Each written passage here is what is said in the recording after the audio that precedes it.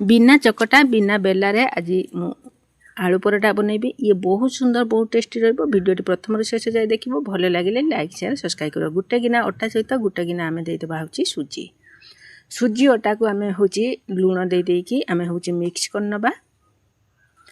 Mix कर साइला परे आमे कोन करिम ना अल्प अल्प पानी ढाली की आकु होची आमे गुटे बेटर प्रस्तुत करिबा। आमे अल्प अल्प पानी ढालिबा जेमति बेटरटा हमर बेसी पानिया न होइजो। बेटर कंसिस्टेंसी एठी रखिबा। आउ एथरे कंचा लंका कोटा धनिया पत्र दे दबा। आउ होची ए कोटा धनिया पत्र आउ लंका देसी के गुळे साइला परे आमे हेते किछि पूरा गाजर को दे दबा। पूरा गाजर दे टेस्ट बहुत बढ़िया आसीबो।